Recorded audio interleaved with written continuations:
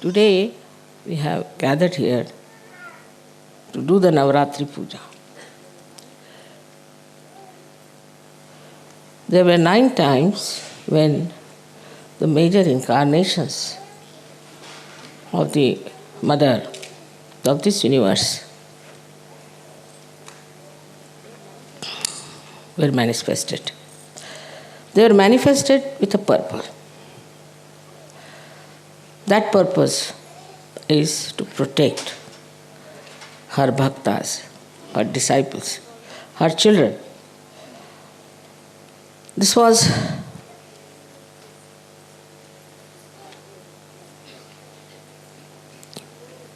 a binding love. She could not escape it. Mother's love is binding. She cannot escape it. And she has to manifest it, work it out, and give that protection to all her children. This protection in the modern times has taken another form. In those days, the evil was trying to harm, to destroy the people who were righteous, who were bhaktas, who were doing good things, who wanted to lead a very religious life.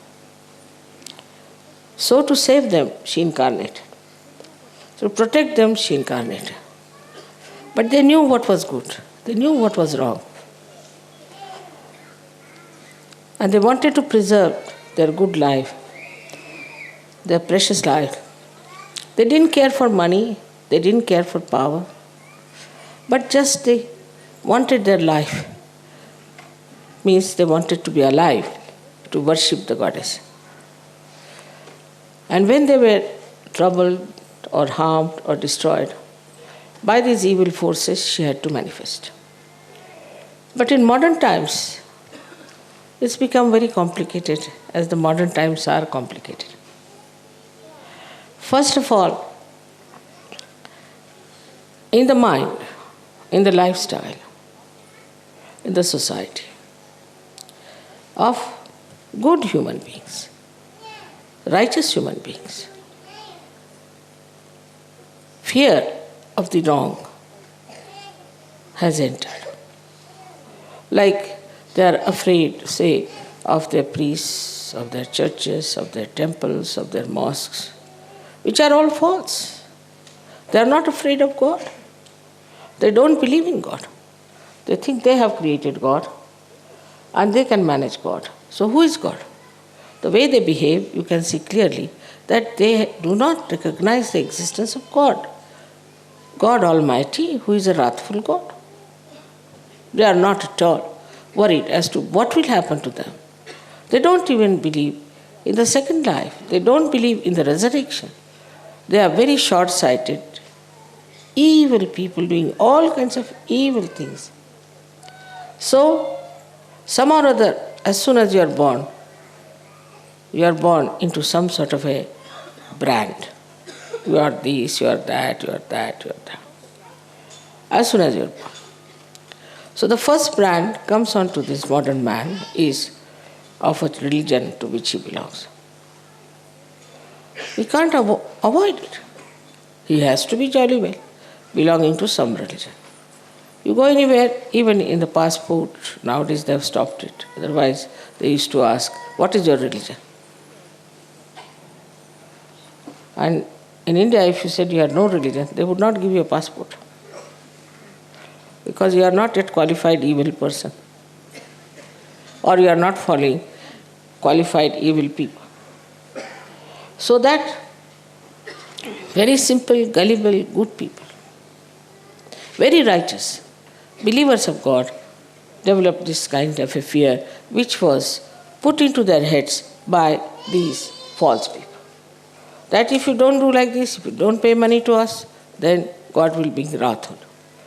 If you do not come confession, then God will be angry with you. If you do not tolerate our nonsense, God will be angry with you. All these things started going into the brains of the people very easily.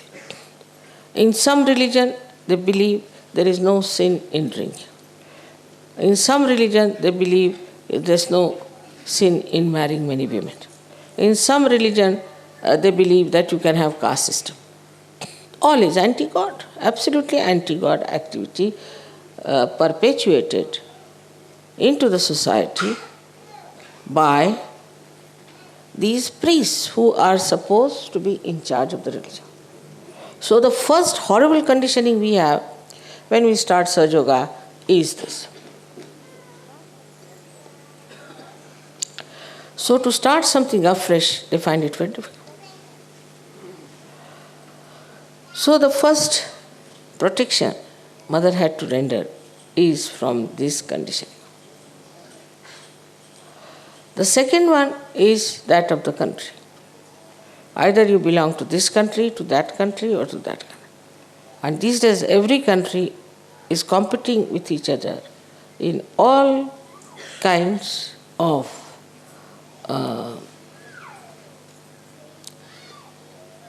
corruption, mafia, all kinds of things. Every country. Suddenly you discover. You have faith in one country, you find, oh no, they were supporting certain person secretly.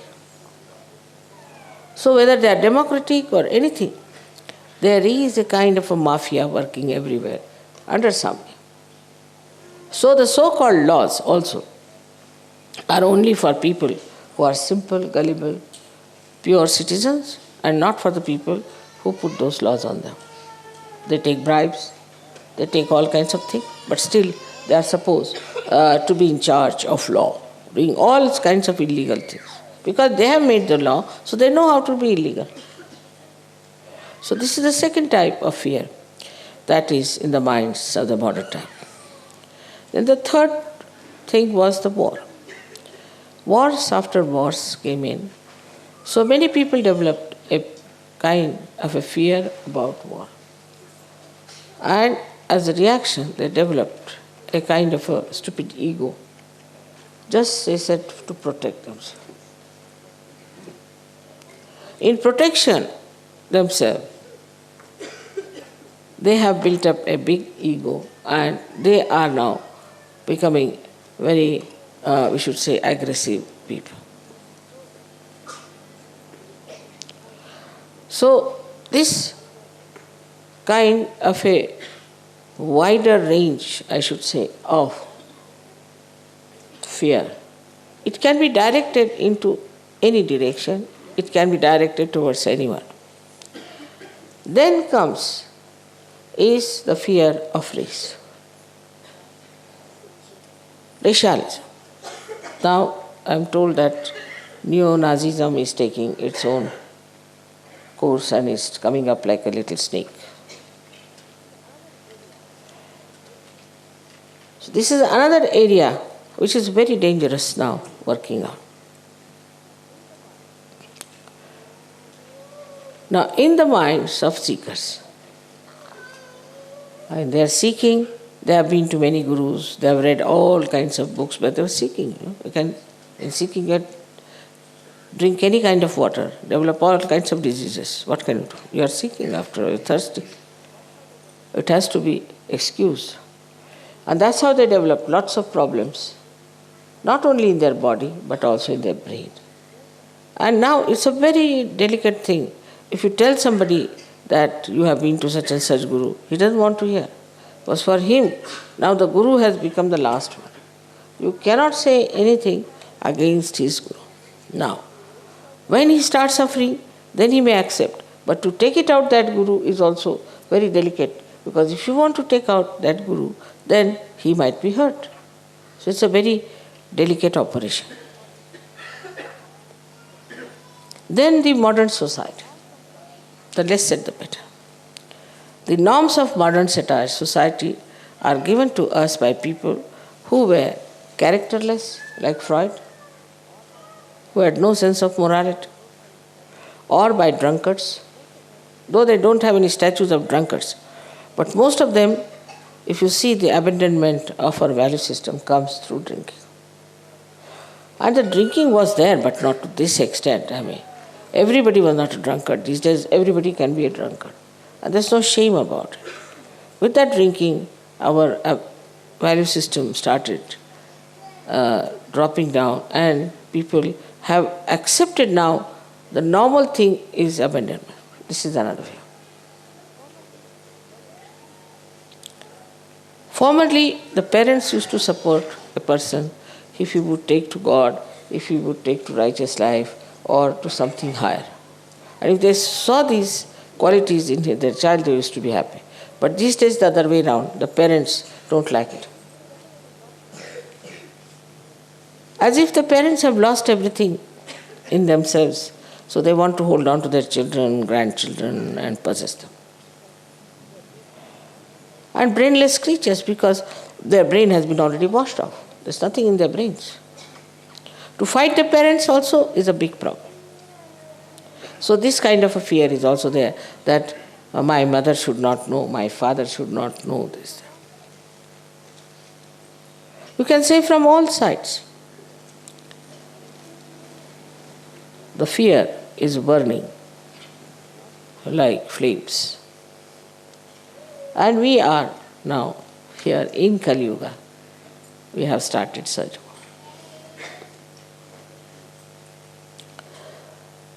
So the way we have to work out our protection has to be mutual. Mother, of course, is there to protect you all the time. Her powers are there to protect you. But surprisingly, in the modern times, there is one condition which has to be fulfilled. Because in those days, good were good and evil were evil. There was no mixing up. So once they asked for goddess, they accepted her, she came in her real form and she worked it out. But in modern times, you must know that all these evil things are also lingering in your head, little bit here and there.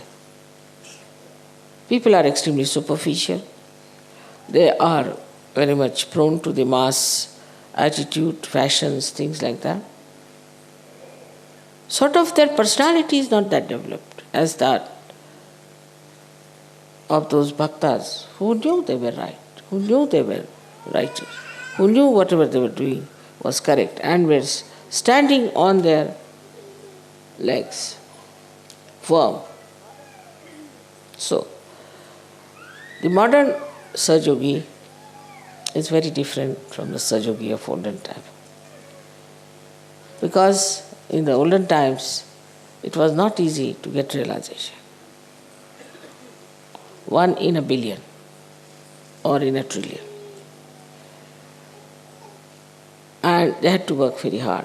So as they worked hard, very hard, they got cleansed and built up themselves and toiled. Like any art piece which takes time, is done with care, is definitely 1,000 times better than these modern artists just putting 2-3 lines like this. So today's human being is like a modern artist, you see. You put one line and you say, you must see this into that person. You must have an identity. I mean, what identity you can have? With one line, you say, find out the identity. So the Sahajogis which are today here have to realize that all these things are surrounding us. And these evil forces are also there. There are some within us, some are without. So it looks to be a very difficult task, but it's not. Because one condition, if you can understand, is that you have to recognize me. I know I'm Mahamaya, I'm really very clever at it.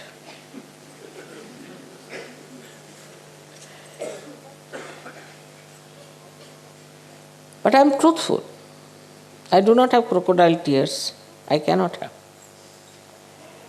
I am truthful. But still, I am Mahamaya. So to recognize me, what should we do? If we recognize, then you are protected. And the cleansing is the simplest thing in Sahaja Yoga, is to be collective. If you are not collective, then know that something wrong with you. If you are collective, then as if you are taking your bath in the river Ganges. You don't have to go to Himalayas, you don't have to do individual sadhana much, you don't have to, just be collective. If you are collective, if you are enjoying the collective, then you should know that you are clean. No blemishes there. You are absolutely all right. Now the second part of this Mahamaya business. I had to be very close to you. I had to be extremely close. Talk to you, to have a rapport, to tell you everything about yoga, to make you absolutely aware of yourself. This had to be done, and with all these complications within your mind, within your heart, within your body, I had to work it out. To come close in the real form would have been very dangerous. So one had to be a Mahamaya. But despite that, if you could recognize me, to understand me, that I am Divine Personality, it's an incarnation. That's all the deities want. Then they'll look after you in every way. They'll give you all the powers, they'll give you all the satisfaction, all the protection that you want. This is the condition which for a rational mind is very difficult to understand. That how can Adi Shakti be in one body? How can the infinite can become finite? But human beings cannot do that. Only human being. God can do it. He is God after all. And if so, you have so many miracles, you have so many photographs, so many things to see, but this is what one has to recognize. Oh, I see people, when I talk to them, they start talking to me a little frivolously. Not with that depth, not with that feeling that I am Mahamaya. Then some of them even answer me. Some of them, if I tell them something, they are ready to give an answer, explanation. Of course, this freedom I have given you deliberately. But must understand that you have to talk to me in a way that is, you would talk to Adi Shakti. Very important.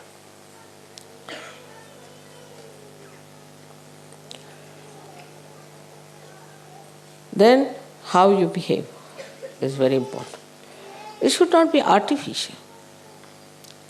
It should not be superficial. But best is to put your hand on your heart, both the hands, and just try to feel. Your mother is Adi Shakti. She has created all this universe. She has created all this world. And she is for your protection.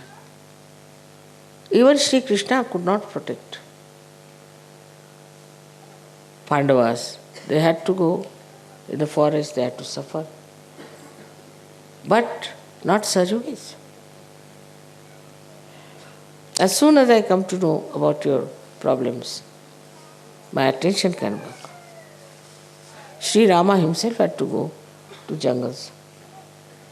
All this is given to you, this protection, because you are seekers of truth. And the truth is that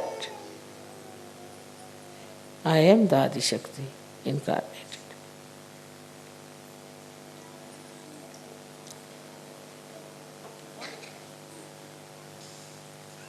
Once this truth becomes one with yourself, there is nothing to fear, because all the deities know this fact. They know about this incarnation very well. They are all prepared for it, and they'll do anything to substantiate your belief. In every way they are trying to give you my photographs in the sky, this, that, all sorts of things. God knows what they are going to do today. They are so anxious. They are behind the stage, before the stage, all sides of the stage, listening to me, feeling happy that I am telling you the truth. But the way they recognize and the way they act, they never disobey.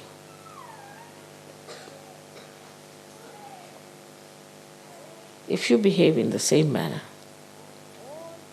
you are completely protected from all these problems I have told you. Now, I won't say you shouldn't hate anyone, you shouldn't do nothing of the kind.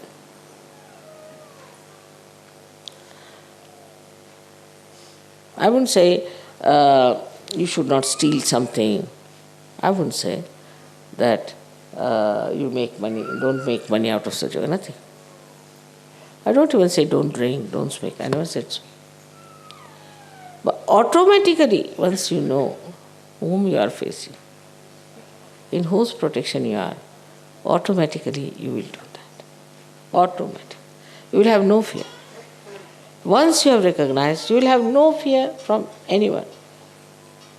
And the more you show that recognition,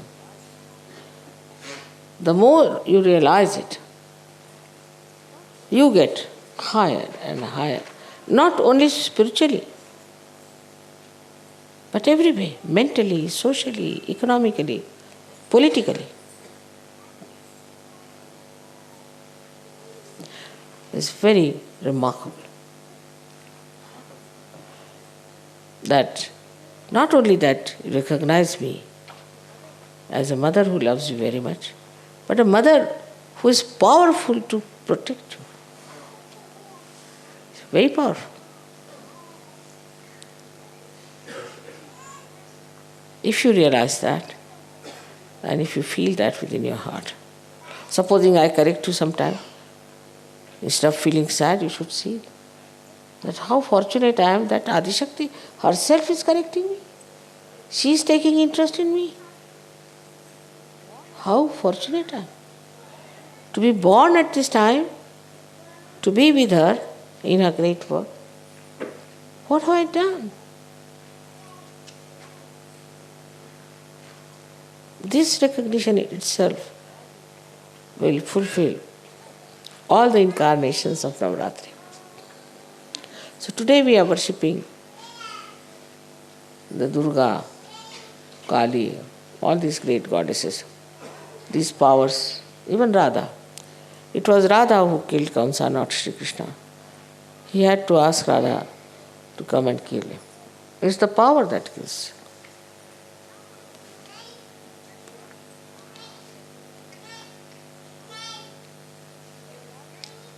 So, if you realize that your mother is the Adi Shakti, I know of so many people. There's one gentleman who is working in London airport. Somebody tried to trouble him. He said, "You see, be careful. Huh? My mother is very powerful, you don't know." Next day that man lost his job, lost his business, lost this. And he came to him and said, "Now which is your mother? Let me see her."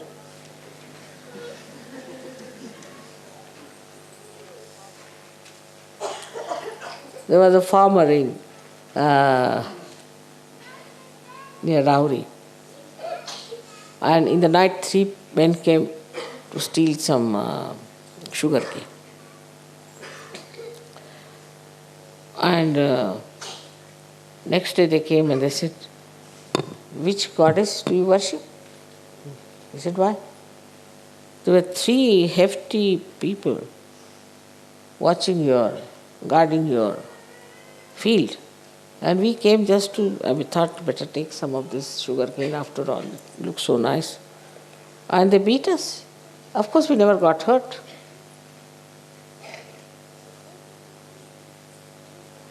So just behind this recognition is all the powers. There are so many stories I can tell you. How things have happened, how it has worked out. But if you are doubting, still half faith, this, that, then things won't be all right. You shouldn't worry about your reputation. Just go with full speed into any direction, knowing one thing, that you are my child and that I am Adishakti. Everything that looks horrible will become better.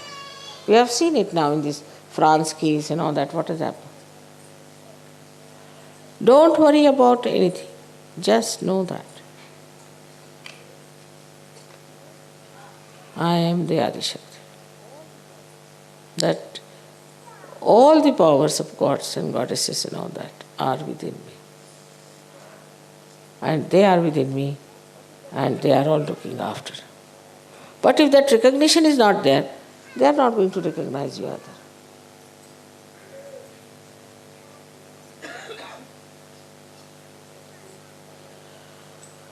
So for today's Navratri, I have to tell you that just try to keep in mind that today you are worshipping the Adishakti and not only Durga.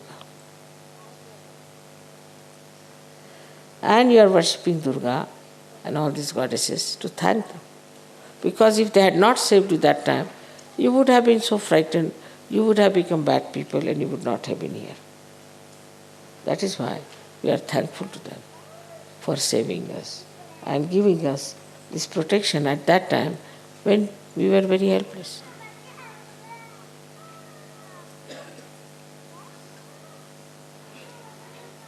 May God bless you.